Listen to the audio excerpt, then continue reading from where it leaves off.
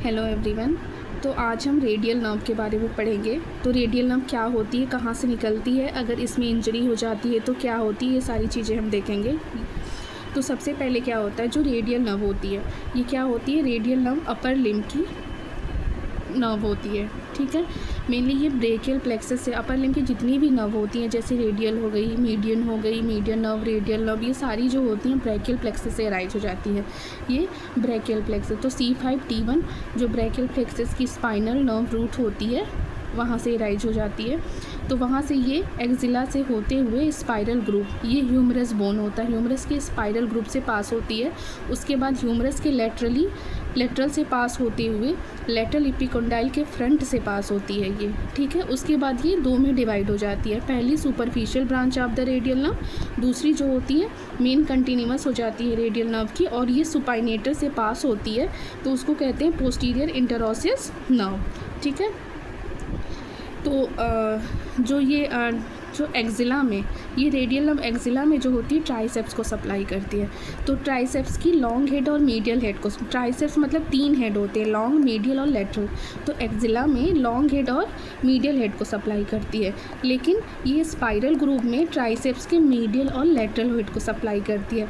फिर यहाँ पे लेटरल एपिकोंडाइल से पहले ये एक्सटेंसर कार्पाई रेडियलिस लॉन्गस को सप्लाई करती है, जो क्या करती है, रिस्ट के एक्सटेंशन में मदद करती है। ठीक है, और ये एक्जिला जो होती है, ठीक है, एल्बो जॉइंट को एक्सटेंशन में मदद करती है। उसके बाद जो होती है यहाँ पे सुपरफिशियल ब्रांच जो होती है रेडियल नर्व की, ये सेंसरी सप्लाई करती है, मेनली कहाँ पे, डॉर्सम ऑफ हैंड के 3 हाफ लेटरल स्किन को सप्लाई करती है, नेल बेड को छोड़ के। ठीक है, और ये पोस्टीरियर इंटरओसियस नर्व होती है, जो ये बैक ऑफ फोर आर्म के एक्सटेंसर को सप्लाई करती है, और डिजिट में डिजिटोरम को सप्लाई करती है, मतलब सारे एक्सटेंसर को मैक्सिमम ये सप्लाई करती है। तो इस तरह से रेडियल नर्व जो होती है वो सप्लाई करती है किसको, एक्सटेंसर्स को सप्लाई करती है। अब अगर रेडियल नर्व में इंजरी हो जाती है, एक्जिला में इंजरी हो गई, तो क्या प्रॉब्लम होती है, क्रच पैलेसी हो जाती है। और अगर स्पाइरल ग्रुप में यहाँ पे बी, ठीक है, यहाँ पे इंजरी हो गई तो क्या हो जाती है, सैटरडे नाइट पैल्सी कहते हैं उसको। फिर यहाँ लेटरल एपिकोंडाइल के फ्रैक्चर में क्या होता है, फिर यहाँ पे पोस्टीरियर इंटरओसियस नर्व की इंजरी हो जाती है, तो क्या होती है हम सारी देखेंगे।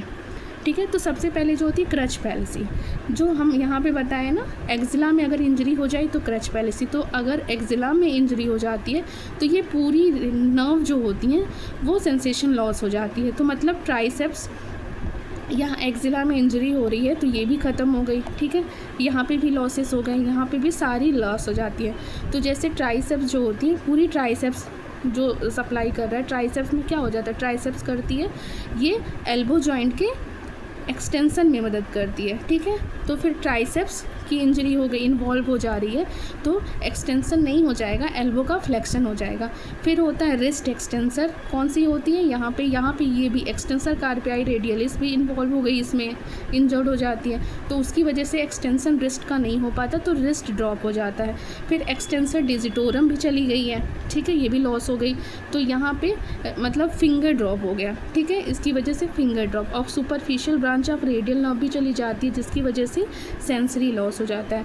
तो मतलब जो एक्जिला में इंजरी हुई तो क्रच पैलेसी में सारी ही सेंसेशन लॉस हो जाती है। यहाँ पे सेंसरी लॉस हो गई, यहाँ पे फिंगर ड्रॉप हो गई, यहाँ पे रिस्ट ड्रॉप हो गई, और यहाँ पे फ्लैक्स्ड एल्बो हो जाता है। ठीक है, अब इसी तरह से अगर यहाँ पे इंजरी, स्पाइरल ग्रुप में इंजरी हो जाती है तो क्या होता है, तो सैटरडे नाइट पैलेसी कहते हैं। तो फिर क्या होता है, ये तो स्पेयर्ड हो गई, ठीक है, इसमें कोई प्रॉब्लम नहीं हुई, लेकिन ये सारे लॉस हो गए। तो यहाँ पे क्या हो गया, ये फिंगर ड्रॉप हो गया, सेंसरी लॉस हो गया, रिस्ट ड्रॉप हो गया, और फिर ये तीनों चीज़ें हो गई। लेकिन यहाँ पे ट्राइसेप्स के एक्सटेंशन में वीकनेस हो जाती है, मतलब फ्लैक्स नहीं कहेंगे, क्योंकि ये ट्राइसेप्स स्पेयर्ड हो गई है एक्जिला में, इसलिए इसको फ्लैक्स नहीं कहेंगे।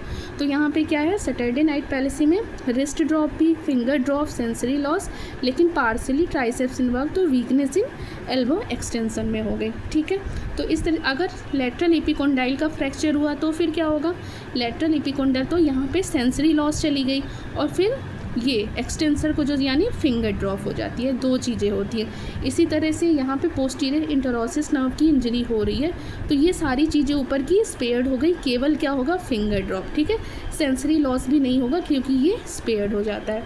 तो इस तरीके से अगर लेटरल एपिकोंडाइल का फ्रैक्चर हो रहा है सी, तो क्या होता है, फिंगर ड्रॉप और सेंसरी लॉस। लेकिन अगर पोस्टीरियर इंटरऑसियस नर्व की इंजरी हो जाती है तो केवल फिंगर ड्रॉप हो जाता है। ठीक है, तो इस तरीके से ये रेडियल नर्व की होती है, मेनली एक्जिला से निकलती है।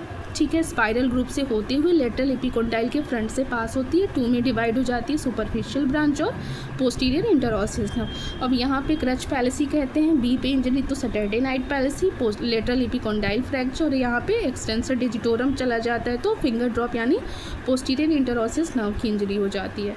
Thank you so much, please like and subscribe my channel.